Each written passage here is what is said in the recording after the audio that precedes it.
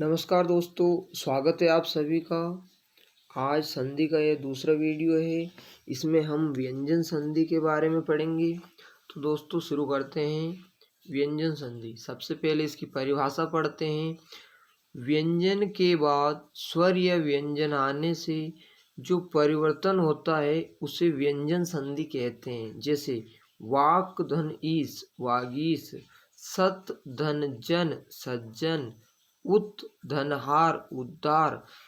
दोस्तों व्यंजन का शुद्ध रूप हल वाला रूप जैसे क ख ग, इसमें हलंत लगा हुआ है होता है। अब इसके नियम के बारे में पढ़ते हैं दोस्तों। व्यंजन संधि के नियम,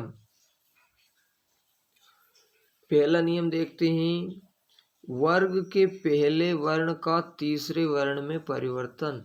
दोस्तों जो वर्ग होते हैं उनका जो प्रथम वर्ण है उनका तीसरे वर्ण में जो परिवर्तन होते हैं उसके बारे में हम पढ़ने जा रहे हैं।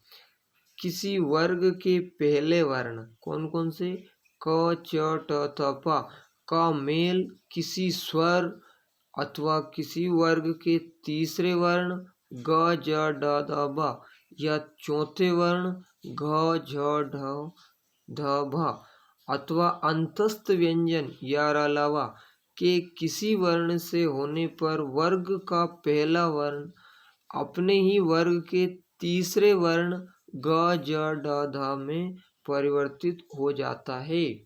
दोस्तों इसमें समझने वाली बात यह है कि पहला जो वर्ण है इनका जो मेल है स्वर से हो, तीसरे वर्ण हो, चौथे वर्ण हो या अंतस्थ व्यंजन हो, इनमें से किसी से भी होगा तो ये तीसरे वर्ण में परिवर्तित हो जाएगा। अब इसके बारे में हम एक एक उदाहरण के द्वारा समझेंगे। तो देखते हैं दोस्तों। पहला उदाहरण है का गाम होना। जैसे दिक धन गज दिग्गज, दिक धन अंत दिगंत, दिक धन विजय दिग्विजय, वाक धन ईस वागीस। दोस्तों ये का है यहाँ पर और का से ये गा में परिवर्तित हो रहा है। इस प्रकार से हम दूसरा देखते हैं। चा का जा में परिवर्तन होना। अच धन अंत अजंत, अच धन आदि आजादी। अगला देखते हैं दोस्तों। टा का डा होना। सट धन आनन सडानन, सट धन रिपु सड्रिपु। इस प्रकार से हम अगला देखते हैं। ता का दा होना। भगवत धन भजन भगवत भजन, उत धन योग उद्योग, सत धन भावना सद्भावना, सत धन गुण सद्गुण। पा का बा होना। अप धन जा अब्ज, अप धन धी अवधि, सुप धन अंत सुबंत। इस प्रकार से दोस्तों अगला नियम देखते हैं हम। वर्ग के पहले वर्ण का पांचवें वर्ण में परिवर्तन। जिस प्रकार से दोस्तों अभी तीसरे वर्ण में परिवर्तन हुआ था उसी प्रकार से अब पांचवें वर्ण में परिवर्तन होगा। यदि किसी वर्ग के पहले वर्ण का चटतपा का मेल किसी अनुनासिक वर्ण वस्तुतः केवल ना और म से हो तो उसके स्थान पर उसी वर्ण का पांचवा वर्ण यणनम हो जाता है। जैसे का अंगा होना। अब एक एक कर हम उदाहरण के द्वारा इनको समझेंगे। वाक धन में, इसका बना वाग में। टा का अण होना। सट धन मुख तो सणमुख। त का ना होना। उत धन मत तो उन्मत। इस प्रकार से आगे देखते हैं। तत् धनमय तन्मय, चित धनमय चिन्मय, जगत धननाथ जगन्नाथ। दोस्तों ये जगन्नाथ बहुत सारी परीक्षाओं में पूछा जाता है। इसका संधि विच्छेद है जगत धननाथ।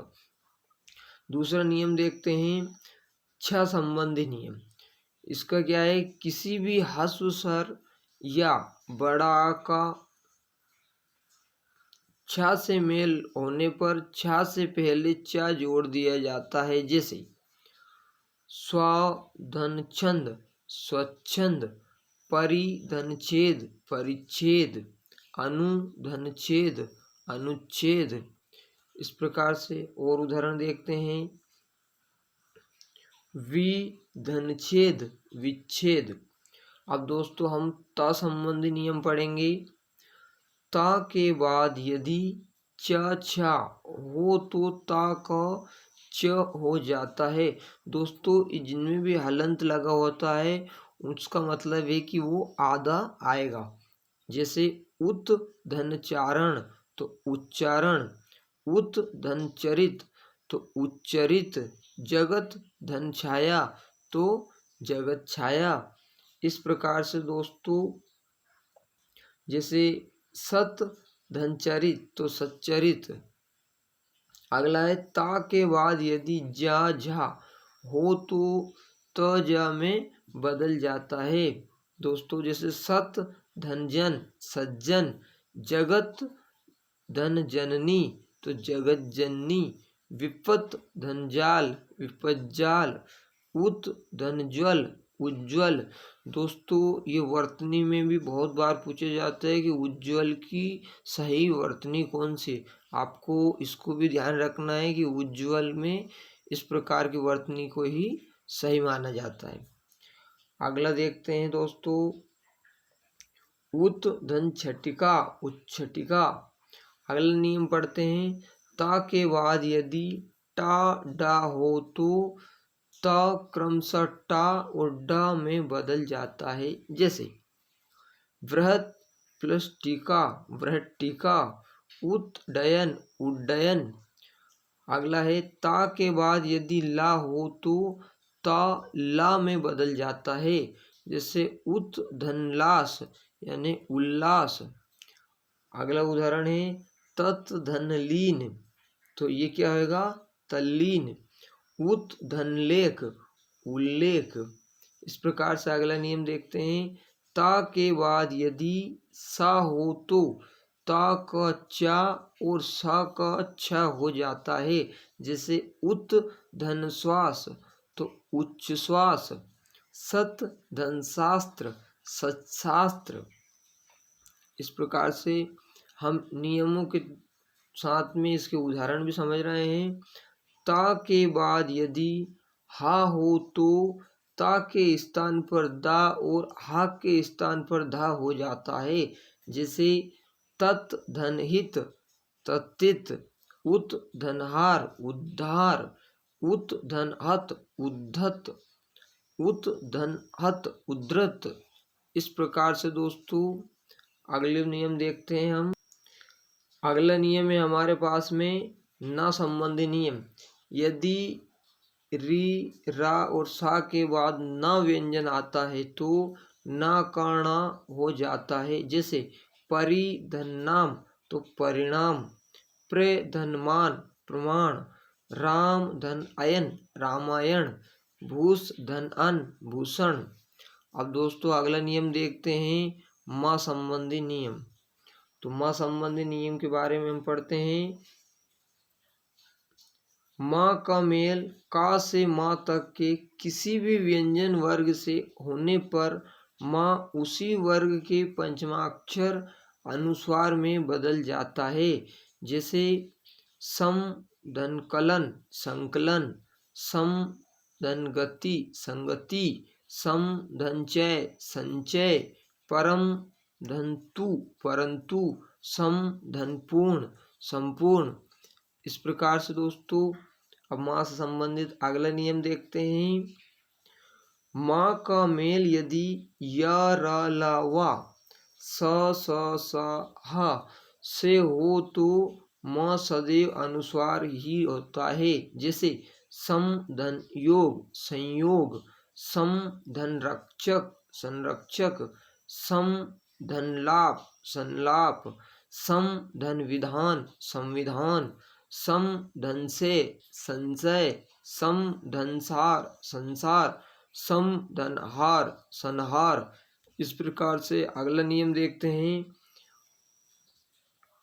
माँ के बाद माँ आने पर कोई परिवर्तन नहीं होता। जैसे सम धनमान सम्मान, सम धनमति सम्मति। दोस्तों आजकल सुविधा के लिए पंचमाक्षर के स्थान पर प्राय अनुस्वार का ही प्रयोग होता है। आगे हम सा संबंधी नियम पढ़ते हैं। सा से पहले आ या बड़ा से भिन्न स्वर हो तो सा का सा हो जाता है। जैसे वि धनसम विषम। दोस्तों यहाँ पे देखना, ये सम में इस प्रकार का सा है और यहाँ पर विषम में षटकोण वाला सा है। वि धनसाद विषाद, सु धनसमा सुषमा। आगे देखते हैं दोस्तों। आगे दोस्तों विसर्ग संधि, हम इसके बारे में अगले वीडियो में पढ़ेंगे। दोस्तों अगर आपको वीडियो अच्छा लगा तो चैनल को प्लीज़ सब्सक्राइब कीजिए और लाइक कीजिए, शेयर कीजिए अपने दोस्तों के पास में। थैंक यू दोस्तों, धन्यवाद आप सभी का।